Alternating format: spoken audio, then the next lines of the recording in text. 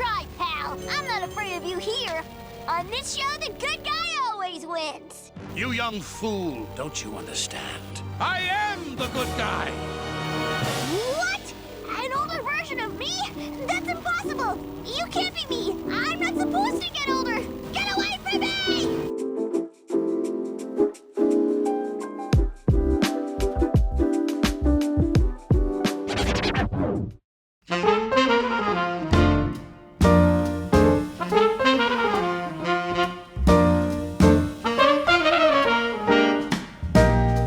Do you remember those times where you were actually excited about the future and what was to come? Our problems as children could range anywhere from what t-shirt to wear to elementary school that day, or what Christmas present to ask for that year. It's a PS2! Maybe you didn't know it, but as you aged, life became increasingly more complicated. From teenage problems all the way to picking what college degree. Well, that's assuming you passed your driver's test. I'm passing that test. It's my ticket to freedom. To get out of that house and just go somewhere where I'm not being watched over like a prisoner by two cannibals of the human spirit. And I don't know about y'all, but at least in my case, indecision was always lurking around that corner.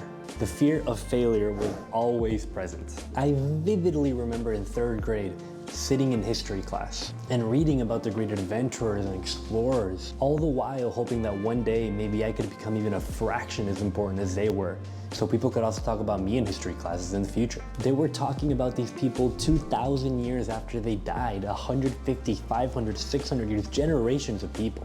I envisioned greatness for myself. Veni Vidi Vici type shit. I had so many goals and dreams. I could go through an entire Office Depot by just writing down in their notebooks all the stuff I wanted to do in the future. When I was 19, I envisioned myself as Harvey Specter, living God knows where, fighting injustice around the world, and obviously making a pretty decent bank. It is not a question of money. You see, I'm buying this hotel.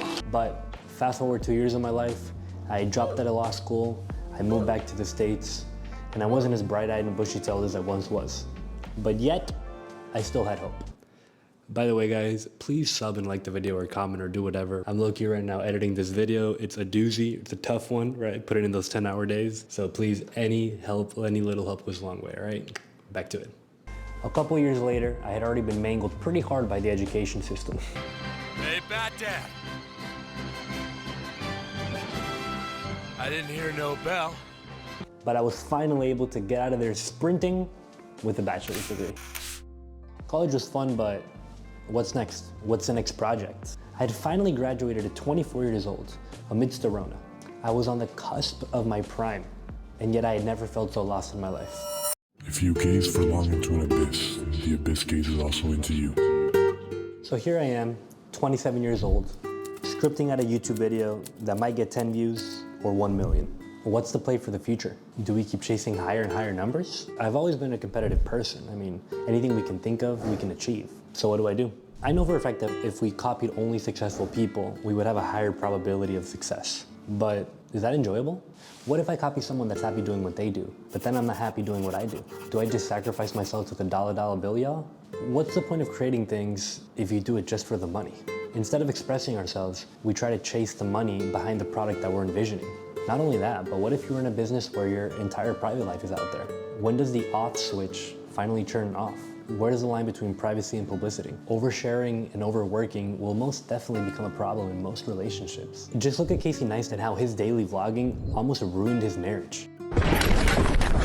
So much so he would actively avoid discussing things with his wife just so she didn't get mad at him, so he could later point a camera at her face. You know, I used to avoid fights with her, avoid arguments with her. I very deliberately used to quell any disagreements we'd have because I needed her for content. Yeah. Now, no hate to Casey, but it's definitely a very slippery slope. Putting out only the positives of social media can create kind of a weird feedback loop. All of a sudden, we can't be our actual selves, genuine humans on camera, because that's just not what was out. This most likely is why people like Sam Sulek have become so popular over the recent months and years. The act of sitting in front of a camera and actually speaking your mind is actually kind of a lost art now. There are so many wrongs and there are so many rights. Clearly, chasing a career in social media is not for everyone. The grind here is not for the weak of mind. Trust me, I know.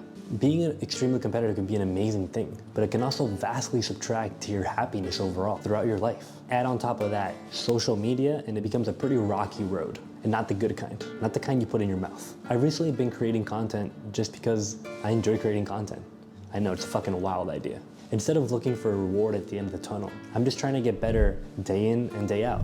I don't really know what the future holds anymore. I used to be so anal about having everything set up and planned for me because of fear of failure. But now, I embrace the uncertainty. If you were to ask me if I would live my life the same way again, I definitely would. I just don't think we can truly find out who we are in 90 years, let alone 30, 25, or 15.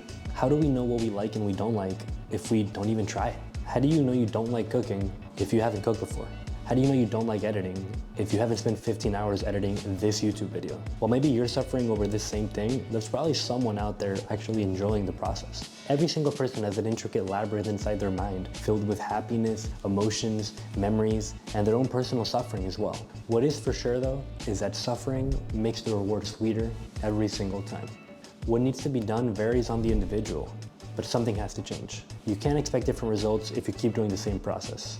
Write down what you think you need and start doing it. Great people have already done it. You have people like Quentin Tarantino. And there was like one night that I had what I used to call, I would do it every once in a while. I haven't done it in a long time, thankfully.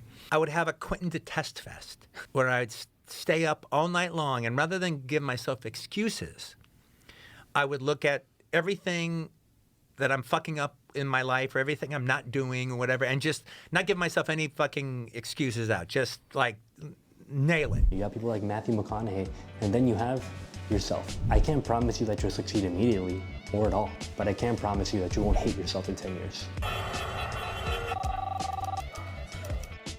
Coming to bed, honey? Yes, dear. At least fucking try. We're all made out of different emotions and sentiments. Find out what makes you grow, and then grow, and keep growing. That little glass ceiling above your head, fuck that glass ceiling. Break through it. Keep doing what makes you happy because it makes you happy. Keep creating just to create, and keep laughing just to laugh. Peace. I seen me through the process. I don't really want no problems. Niggas ain't got no merit. Niggas ain't got no posture. Round here we keep shit G'd up, kick my feet up out my posse, and deposit, keep it posse.